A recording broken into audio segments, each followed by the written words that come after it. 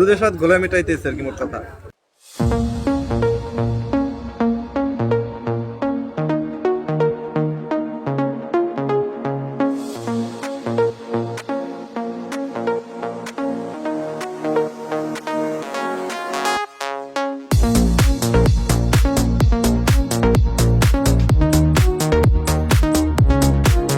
মামা, এই যে আপনি চা এই বানানোর বিদ্যাটা রপ্ত করলেন কোথা থেকে? আমার নিজের অভিজ্ঞতা দিয়েই আমি নিজে করছি। আমি কারো কাছে শিখিনি, আমি একটা ট্রাই করছি।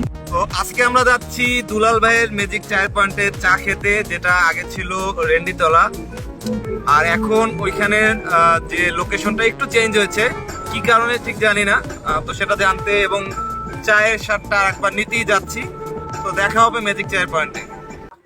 ম্যাজিক চা, দুলাল ভাইয়ের ম্যাজিক চায়ের পয়েন্টে এসেছি, যেটা আগে রেন্ডিতলায় ছিল, এখন একটু সরিয়ে আনা আছে। কারণ ওখানে একটা গাছ ছিল, গাছটা কেটে ফেলায়, যেহেতু একেবারে হাইওয়ের সাইডে, তো একটু রিস্কি ছিল গাড়ি টাড়ি। তো আমরা নতুন পয়েন্টে বা নতুন প্লেসে চলে এসেছি। আমরা হচ্ছে ম্যাজিক চা পয়েন্টে এসে আর একটা জিনিস পাইলাম, হচ্ছে হাঁস এবং রুটি পিঠা। তো অলরেডি আমরা হাঁস নিয়েছি, একটু দেখাই ক্যামেরাটা।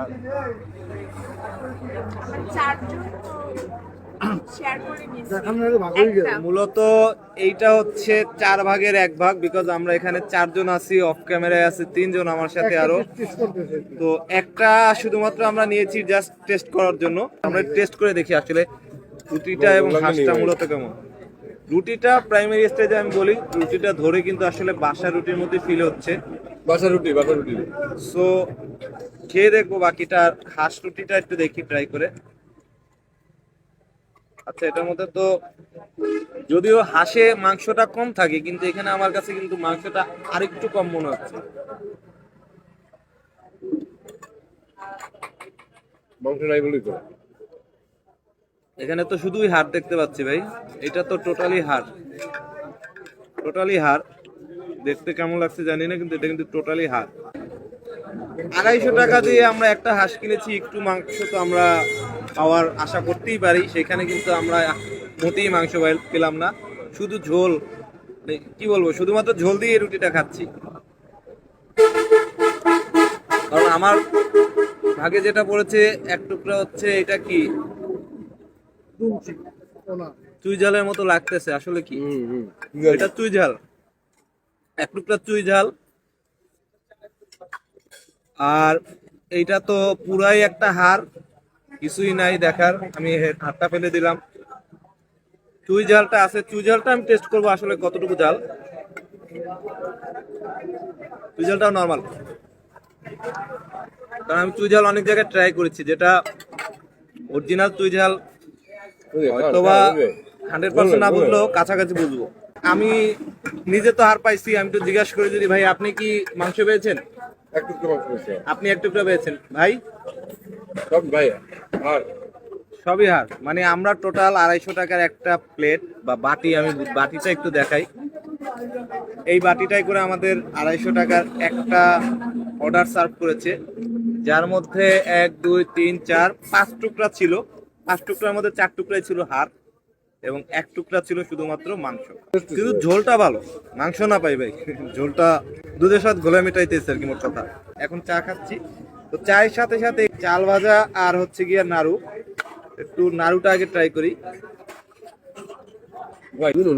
এইটা হচ্ছে গিয়া তিল, বাদাম, নারিকেল, কয়টা চিনি দিয়ে হচ্ছে এটা নাড়ুটা বানানো। তো নাড়ুটা টেস্ট করলাম, চাল ভাজাটা ট্রাই করি।